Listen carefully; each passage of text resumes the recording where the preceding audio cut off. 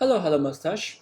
Today I'm going to talk about Diablo 2 Resurrected load filters, potentially in version 2.4 because I'm not seeing any changes happening, except for some, like, of course, specific ruin words. And the mechanism should stay the same. Now let's just dive in, have a quick look, and go to the first question, which is should I even use a load filter in the first place? So the answer is very simple. I don't know. Maybe yes, maybe no. If you choose to use it, you bear the risk. If you don't use it, your life playing D2R just sucks in some way. So it's your choice. But we will revisit this question again later. Basically, this short video is cover several topics. So firstly, like what it looks like, and how to even use a filter. And then like more advanced topic is that how to make changes, and again like what is the pros and cons to use a load filter versus not. Now, let's quickly look at what it looks like. I suppose you guys already know, but basically it just helps you. So firstly, I explain what it doesn't do. It doesn't work in a way that like a Path of Exile, the native load filters work, that it filter out unnecessary things on your demand. No. So firstly, it's fixed. You cannot make changes during the same session. You have to reload it after you make changes. And secondly, it won't change the code of the game itself. So which means, not sure you already know, but there's a limitation that more than 32 items cannot be displayed in the same screen.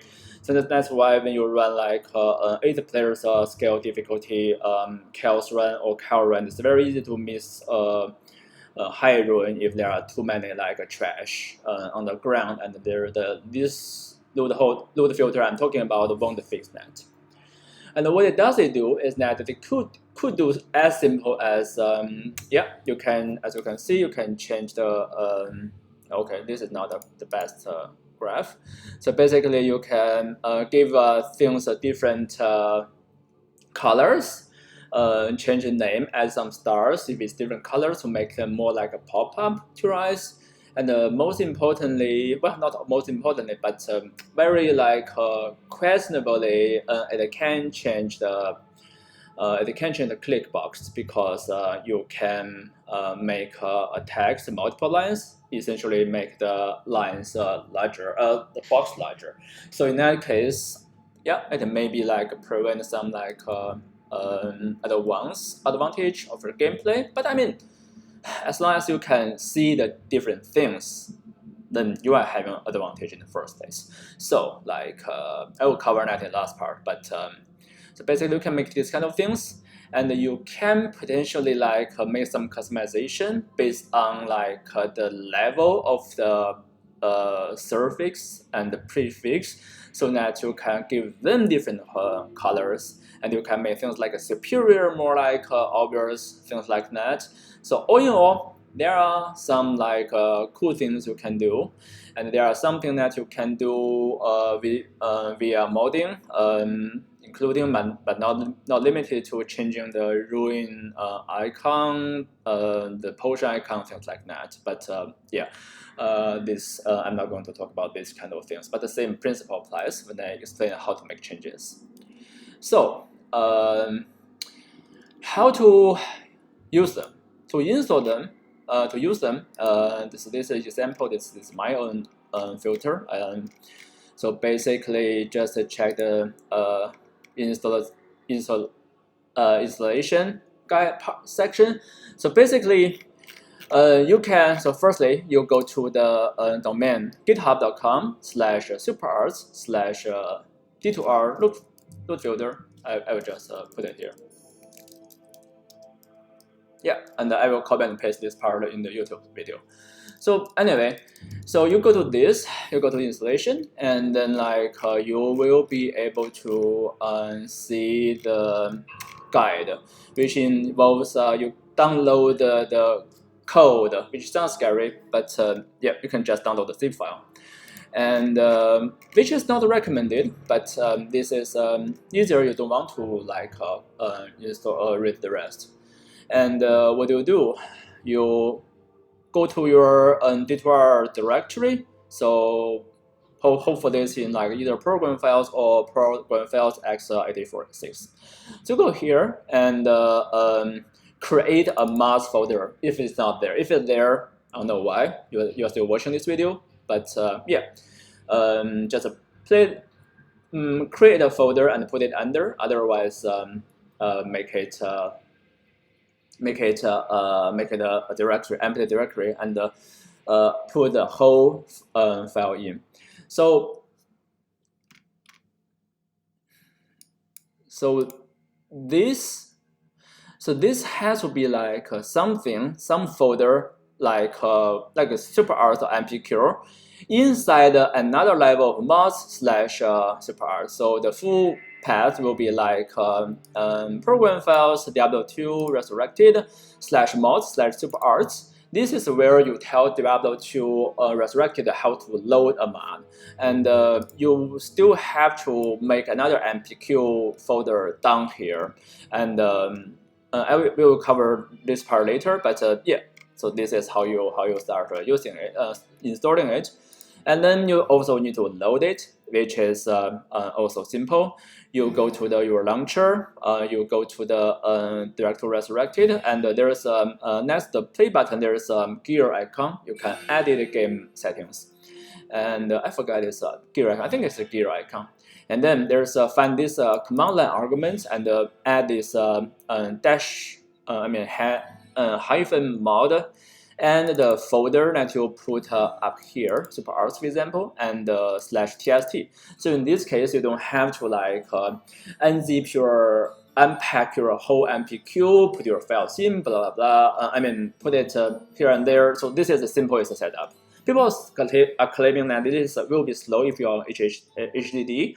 I'm using SSD. I don't really know, but even when I was using HDD, I think it should be fine. But again, don't take my word, as I'm currently using my load filter. I may not. So I don't know.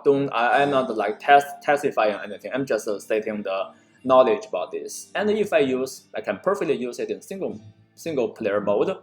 It could potentially use in the multiplayer mode. I don't really know, but anyway, make a better judgment. So, this is the most basic part is done, and maybe you are interested in what I have changed in my load filter. Well, so basically, I just hide out all the gas potion, minor healing potion, whatever potion. I hide all this. This I don't even know like why they are existing in the game. Who use the gas or the flame potion playing the game? I highly doubt if anyone's actually using them in year 2021. 2021. But I don't know. Like Blizzard put it in the game and they didn't make any changes, and they refused to make any changes before they figure out how to do it right. Well, apparently keeping those trash in the game is not wrong to them, so I don't know, whatever. But that is like so much noise in the game, so yeah, filter them out. For the gold, I keep them there because the auto picking is fine. So yeah, I didn't make any logic to it. I didn't make any changes to the item level because I believe that is the part you better make your own judgment. But this load filter is based on some Korean ones. Well, thank you, the original author, and he has some like elite type start added the star to them, and that could be useful while the starting of the ladder. But not super helpful. Let's say you have like a wire lens and or mage plate. You don't really want to pick them if it's just white. So, but anyway, like I didn't make any changes to them either because if you need gold, you can still pick them up and sell. So now it comes down to like how to make changes. So again, so my work is based on these special things, this like this guy, and basically I didn't fork his repo. I made my own for the reason about the setup. I will cover this later. Well, actually, I'm talking about this right now. So the rest part doesn't rely on Git nor GitHub, but if you like want to learn them, I will brief you with them really quick because it's really a powerful tool to version control your code, document, and things like this. Even like your personal things, of course, make them private, but it is super helpful because it introduces basically GitHub allows you to easily see things via the web interface and introduce a collaboration. That part we don't have, but it's still useful, as I can just show you right here, and you can check my work right here. But the full power of Git can be used, which is version control. So what version control means is that back in the day, you read a macro word, and you make some changes. You make change to version 1, version 2, version final, version final 2, version final, version I hope this is really final. Now we have started from Google Documents and then Microsoft, their cloud platform, their local words, they introduce the similar things which allows you to backtrack to a previous version. If you don't familiar with these kind of things, well, Google Documents is pretty popular, and also Wikipedia, you could trace back. Those things were popular, more than 10 years ago. So the concept is good, and but it came from the source code domain, which is CVS, Subversion, and Git. They'll have this, so it allows you to look at the changes. So that is why it's really good. I will show you that part later, but you can also download it by doing things like Git. By firstly, hopefully you use some not the CLI tool. You use some GUI. I forgot. I don't use anything, but you just search for a Git GUI. You can find some source tree. I remember the name. So these kind of things they help you to don't have to deal with the command line interface. But if you do, the principle applies because they're just front end. So basically, to install, so you type this kind of thing, you go to this folder, and you type this git clone, and it's there. The good thing about this is that you can basically create these mods associated with a remote repository, which is my load filter garage. And it contains several things. You can use theirs and you can use mine without managing it yourself. But of course, you may want to fork it and use your own, and that is actually preferred because you can keep the things up to date based on your own. And the good thing is that after this is set up, you just either use a GUI. There is a pull P-U-L-L, pull button to pull down the changes that you made from the other places if you're using multiple computers. And after doing that, you just basically have everything associated. You can either use mine or use your own. And if you don't like my name, you can of course change the mode info, which is just change this string. So superRs to something else. So basically, if you give the superRs, look for this file, and this file also have superRs, so it goes to this superRs MPQ. No, I was wrong. So basically, it just try to look at the same name. And the save path, you can give it a superRs or whatever, to make it use a different save path, so that all your hotkey binding, these kind of things will be saved in different places. And if you remove the load filter, you can just use the other set of preferences. I don't like it, so I use this. But you can make changes on your own. And then my most important part, of course, is about how to make changes. So let's say this is why GitHub is very good. It helps you easily look at your history. Let's say like make a super potion less obvious again. So as you can see, so all the language is listed here. So if you don't speak English, it's fine. So like Espanol, no problemo nada. And 如果你说中文，一点问题没有。日本語大丈夫ですよ。As long as you you are interested in your own language, you just modify the part that is basically the most important to you. For me, it is English, US. So I just modify this string. So as you can see, so people make changes. All is speaking Korean as well. So that is why it modified the English and Korean. And so see this weird Y thing there, you see. So this is basically overriding the color. And for these rules, you can just search this on the internet and see this and add something like Diablo 2 mod. Hopefully, you will see some how to mod. You see, there are some knowledge about this. So, but you can just try error and see. So basically, what I have done is that I added this star thing. Make a different color for super helium potion only, because I find it's still good if I can pick up super helium potion and the super mana potion at some point. If it pop up to my eyes, it just looks really good. And previously I hid them. But yeah, so let's look at, well, by the way, this guy, I will explain the backstory about that later. This guy has some arguments, which is fine, but he's a jerk. But yeah, I will talk about that part later. So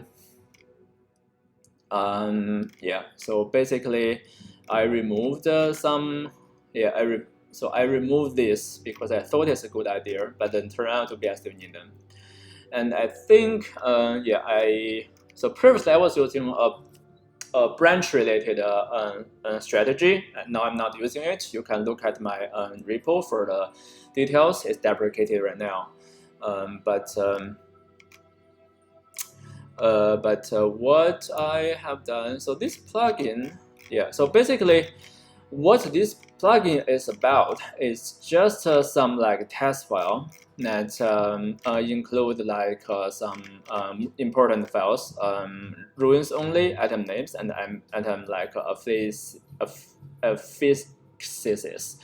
That part I haven't really touched it that much. I mainly just do whatever I want to do, which is I like to collect a gem. So I make the name of the or the normal gem and below just 2 characters, and only make flawless and perfect as whole characters with some stars, so that is they are easy for me to pick up.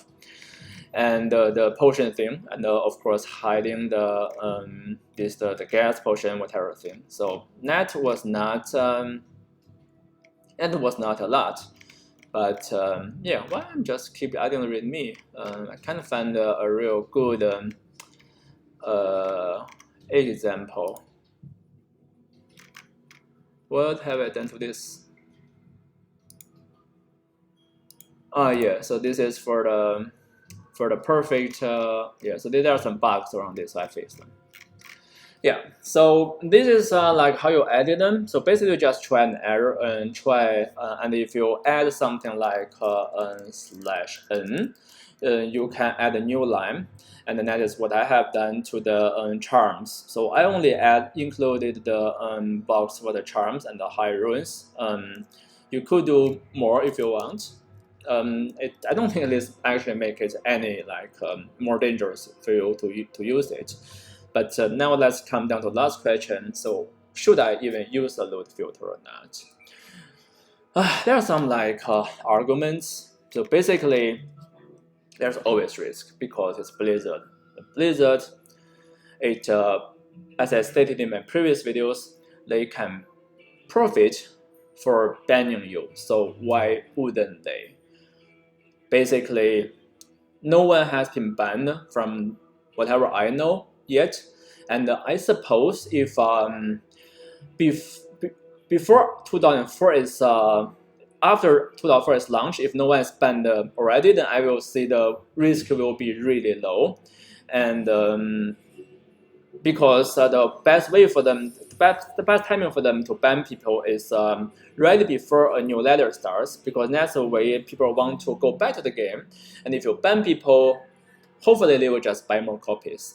So that is what they have done to all the games, like World of Warcraft, Diablo 3, whatever. I think like that should be the one like metric to judge the risk.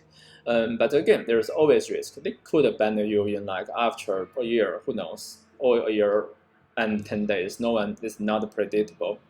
But the counter argument is that I'm not going to talk about something like the guy I just showed you. So he has some argument from technical point of view. He knows nothing about the technology, but he knows things about modding. So like it may work a bit, but this guy's a jerk. He just do all the bad things in my issue. If you really want to look at it, you can just look at close. You just literally say "fuck me" on my face. So I don't know. So like this guy's a jerk. So, but none of what he said matters, because I think at this point it's actually not very possible for like Blizzard to like. To differentiate all the crazy things you have done to your load filter, or you just change minimum things. So it doesn't really matter, and they can perfectly detect it if they like just see. But you are running their clients, you are passing arguments, you are loading their code in different ways. So of course, like they can see, and that is a risk. And whether you are going to take it is your own like decision to make again. But yeah, hopefully you can just I mean, to me honestly, like I would suggest take the risk. And when bad things happens, either go FK in just quit playing the game, or go back and buy a new copy. It's just like a 30 or 40 bucks. It's not really a big deal. But the game without load filter is literally killing your eyes. It's it's just bad. It's terrible. I don't know how they justify the thing. And we don't know how to do it right. This is wrong. So whatever change make to the game, whatever change make to the game is right. They are not making any changes. So by doing that, this is wrong. But Blizzard has making a lot of like questionable decisions. For example, now I cannot really show the game because for my Windows system, I use it purely for gaming. I don't have all the things set up there, and they just don't support Mac. And they sold 10 million copies. So that is at about like 400 million or 300 million US dollar, and they are distributing it only digitally, so like they are in their own like shopping system. So that's a lot of money. They don't have the resource to hire people to rewrite it, to rewrite the code, making it like 64 bits. They don't have the resource to like make it a mega client. Trust me, if they open source it, just it takes half a year for people to make it right. But it's a big corporation. It's never the company that we used to love. But now, but it's still on all the games. So what do you do? So just keep doing the game. But I don't have to love the company by saying good things, defending all the decisions they make. If they're bad decision, they just hurt people's eyes by not making any changes to the load filter. Like I have all the right to say that they suck, and I'm not giving away my Battle.net tag so that they can ban me, and I'm not using it. And if they want to ban me because I said they have made a bad argument, well, I will just sue them on the court. because I don't think that is justified. But anyway, like as you can see, I'm not a big fan of it anymore. I'm playing like Path of Exile. It has their own problem, but that's a good game. So I would recommend you guys try that out. Just a switch between these two games. So anyway, that's it. And see you again in the next video without my hello mustache.